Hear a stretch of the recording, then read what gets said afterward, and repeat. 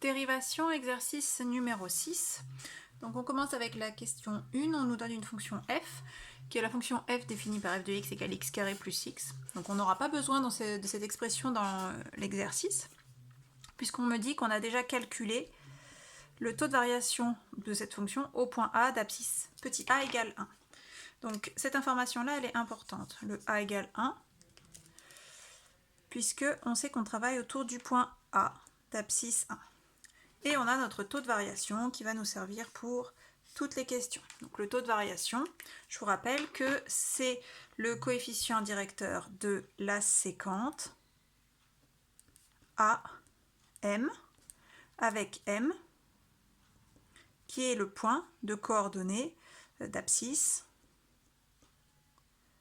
A plus H. Donc nous, A c'est 1, donc 1 plus H. Donc le taux de variation nous donne le coefficient directeur de cette séquente.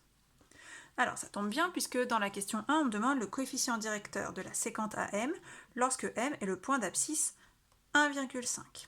Donc 1,5 ça doit correspondre à 1 plus H. Donc ça va me permettre de trouver la valeur de H. H c'est l'écart entre l'abscisse du point M, 1,5, et l'abscisse du point A, 1. Donc c'est 1,5 moins 1, donc 0,5.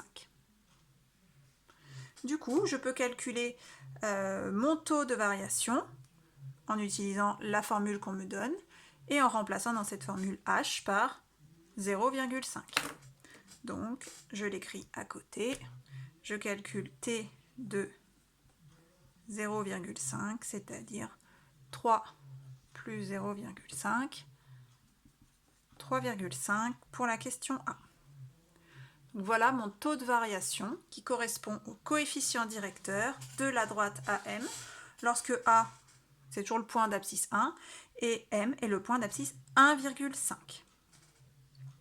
On continue avec la question B, c'est la même chose sauf que cette fois-ci M est désormais le point d'abscisse 1,1. Donc ça veut dire que le H a changé, l'écart entre les points A et M n'est plus le même. Donc il suffit que je fasse 1,1 moins 1, 0,1, donc ça c'est le H, l'écart entre mes deux points A et M, l'écart entre les abscisses de mes deux points A et M. Donc je n'ai plus qu'à calculer le taux de variation pour 0,1, 3 plus 0,1, donc 3,1.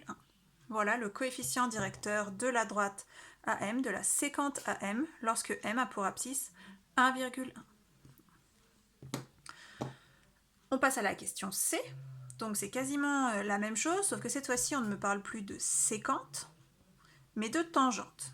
Donc dans la leçon, on a vu que la tangente, c'était la position limite des séquentes lorsque le point M arrive sur le point A, lorsqu'il se rapproche tellement du point A que les deux points se superposent. Donc ça veut dire que dans ce cas-là, H, l'écart entre les points A et M, vaut 0, puisque les deux points se superposent. Du coup, le coefficient directeur de cette tangente, c'est le taux de variation lorsque H vaut 0. Donc, je remplace H par 0 et j'obtiens ainsi 3. Voici le coefficient directeur de ma tangente. Alors, c'est pas très bien d'écrire T de 0. On va plutôt écrire la notation utilisée f' de 1 est donc égal à 0.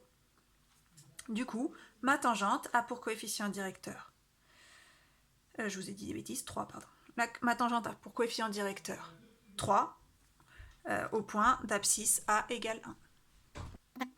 On continue avec la deuxième partie de cet exercice qui va consister à faire la même chose mais avec une nouvelle fonction.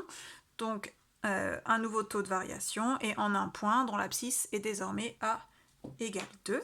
Donc on va avoir besoin de cette information et du taux de variation. Donc dans la question A, on me parle du point M dont l'abscisse est 2,1.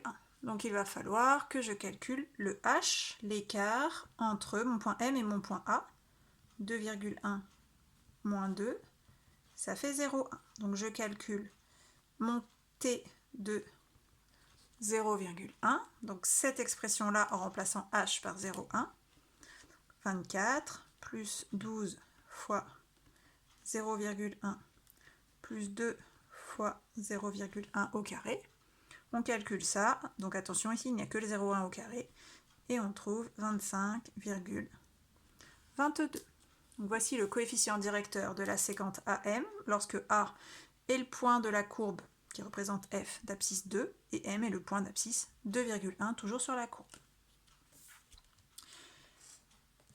Quant à la question B, on me demande le coefficient directeur de la tangente. Donc la tangente, c'est quand le point M se retrouve sur le point A. Donc on voit ce qui se passe lorsque H est de plus en plus petit, se rapproche de 0. Donc il me suffit de remplacer H par 0. Ça va me donner le coefficient directeur de ma tangente qui se note f' de 2 et qui est donc égal à 24, puisque 12 fois 0, ça va faire 0. 2 fois 0 au carré, ça va faire 0. Et donc tout ça, ça fait 0. Donc c'est le coefficient directeur de ma tangente au point d'abscisse A égale 2, qu'on note f' de 2, qui s'appelle nombre dérivé de la fonction f au point d'abscisse 2. Donc le 2 qui est là, c'est celui-ci. Voilà pour cet exercice.